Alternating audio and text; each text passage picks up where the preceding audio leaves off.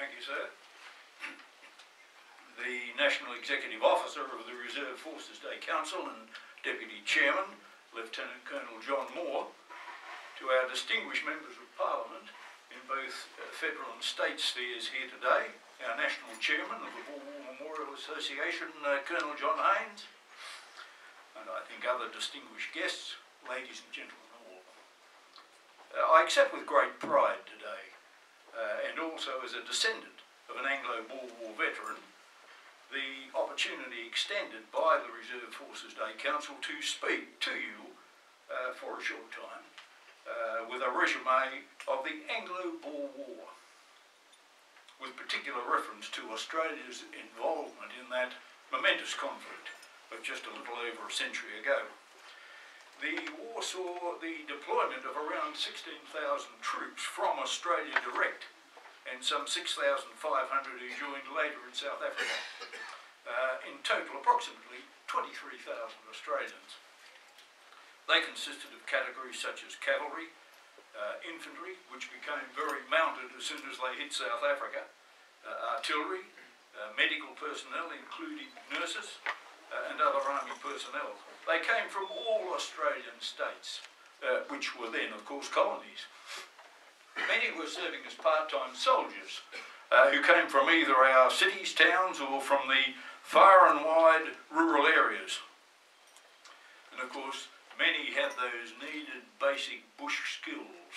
They were known as bushmen, the bushman contingents. And I can tell you they would be greatly respected for that fact by their foes. They were competent horsemen. They could ride. They were accurate shots. They had initiative. They could act individually and proved determined and very resourceful soldiers. I think it's true to say that such bush skills impacted eventually, to a degree, in ensuring the outcome of the conflict. I just take the opportunity of saying, and of course particularly as Lieutenant Colonel Moore mentioned the 2nd of November, my great uncle, Trooper Frederick Avard, he was a bushman from the Maitland-Hunter Valley area. He was a member of the New South Wales Lancers, who were part of the very first contingent of Australian forces to fight in that conflict, having come from England direct to South Africa in 1899 and of course landing at Cape Town on the 2nd of November with Colonel Cox at their head to fight in that conflict. It was after a period of some 6 months special training in field cavalry tactics at the Aldershot military establishment. He was one of the famous Fighting 29 who distinguished themselves in the battles of Belmont and Modder River in November in the Transvaal, but however, very tragically, he lost his life in combat near the town of Carolina in a battle in the Transvaal in October 1900. I must admit, I do take occasions like this to just briefly run through and indicate his life. I wear his medal and 8 class with pride, but of course mine is only one story. I want to stress that today. There are thousands of stories out there here today with people who are descendants of veterans of the Boer War, and they too have many wonderful stories to tell. On the 31st of May, 110 years ago, our first great conflict, and I would stress as a nation, it's important, ended with the signing of the peace treaty at Perrett in Pretoria, South Africa. Each year now, of course, we celebrate Boer War Day, officially on the 31st of May or on the last Sunday of that month, allowing all to pause and remember with pride those soldiers and nurses who served our nation, and of course especially those who did not return. It's also appropriate, I feel, at this point to reflect in the sad loss to both sides in the many areas of the fighting of that it was really a quite brutal conflict. For instance, there was the loss of, as examples, there was the loss of nearly 40,000 whaler military horses that Australia sent to South Africa. They couldn't be returned because of our very strict quarantine regulations. but they were great animals. They carried our soldiers into battle, and they endured the harshness of the fighting on the veldt equally with their riders. In total, the war cost the British Empire forces, which at one stage had something like 430,000 men in the field fighting, the terrible price of approximately 33,000 soldiers in battle, either from direct fighting or the dreaded enteric fever that was rampant all over the veldt. And of course, we must remember too the people of South Africa who underwent great suffering in this war, especially the civilian population, which was really fought simply to add two small republics to because of their immensely rich gold and diamond deposits to the British Empire, but of course with incredible cost to all involved. The Boer forces, with something like 45 to 47,000 men in the field at any one time, that's the total they could put in, they lost 8,000 soldiers, and I could only stress positively all very brave and resourceful little foes. And of course there was the additional firstly 26,000 lives, mainly Afrikaner women and children, in the concentration camps. There were some 40,000 black South Africans who lost their lives in the camps, in addition to that valued promise by the British of their freedom of citizens at the end of the conflict. But of course we know that didn't happen. Indeed, what followed was the dreaded apartheid for a century later. After the first 15 months of fighting, the Boers in a master stroke changed their tactics from pitched battles in specific areas to guerrilla war. The British countered this with the introduction of the dreaded concentration camp and the scorched earth policies, mainly against the civilian population. There was the further but very effective tactic of the British Army in introducing the blockhouse system, which fortified a vast area of open country, preventing the Boers from fighting effectively. This clearly was a factor which led to the cessation of hostilities in Britain's favour. To Australia's involvement, and believe me, it was significant. Firstly, as mentioned, the Boer War was the first major conflict in which we fought, and I say again, as a nation. After 1901, our contingents were known almost universally as the Australian Commonwealth Force. Some 23,000 in total fought, with nearly 1,000 paying the supreme sacrifice. That's a significant statistic, incidentally, because apart from both world wars, our nation lost more soldiers in South Africa than in any other conflict then or since, and that included Vietnam.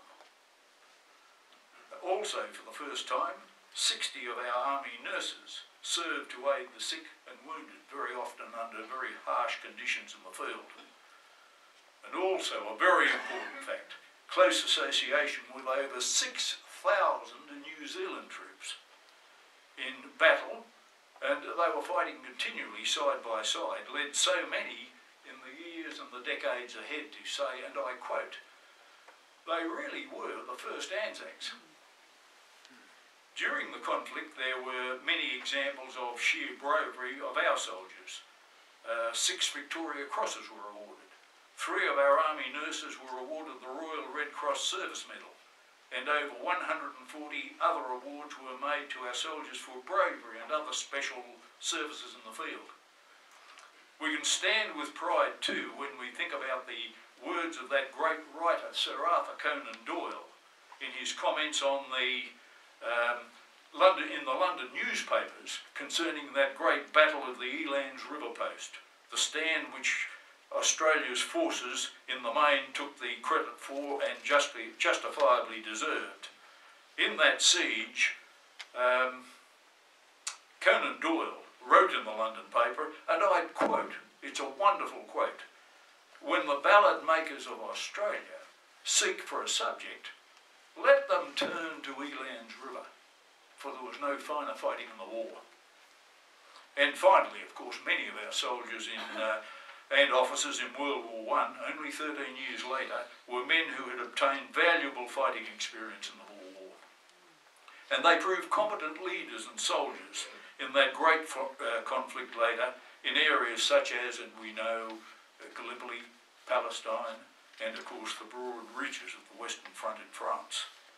Indeed, even in many circles today, in history circles, it's been truly claimed that the Australian forces were really, for the first time, baptised in battle in the Anglo-Boer War. We must never forget what our veterans achieved, and it was much. Above all else, they instilled in us, I think, great pride as a people. It made us realise how important we had become as a nation, and not just as a collection of colonial states. Haynes, but I would wish to emphasise and stress the great work currently being undertaken by the National Boer War Memorial Association with very full support from the Reserve Forces Day Council in the building of our National Memorial in Canberra to honour and commemorate our soldiers and nurses who served. The building, I'm sure, will begin shortly, subject of course to the availability of funds, and you'll hear more about that later on. But more detail will be given shortly. I just wanted to say, from a general statement, we owe it to all those who served in that tremendous campaign to ensure that they will receive the proper recognition and place in our history that they deserve by many ways, but by particularly the presence of our National Boer War Memorial in Canberra. I just finish on one note. It's an excerpt from that great poem with French to Kimberley, General French under Lord Kitchener. It was written by none other than our national poet at the time, A.B. Banjo Patterson, circa 1901. As many of you would know, Banjo Patterson was the senior war correspondent of the Sydney Morning Herald at the time, and of course he spent much time in South Africa. Indeed, the literary world over the years considered that some of his final stanzas, he's captured the very essence of our Australian fighting forces in this conflict, and especially the New South Wales Lancers and other associated contingents and squadrons. I quote, "In the front, the Lancers rode that New South Wales had sent. With easy stride across the plain, their long, lean whalers went. Unknown, untried those squadrons were, but brave and proudly out they drew beside the many English regiments that had fought at Waterloo. From every coast, from every clime, they met in proud array to go with French to Kimberley to drive the Boers away." Thank you, ladies and gentlemen, for your attention. It's so pleasing to have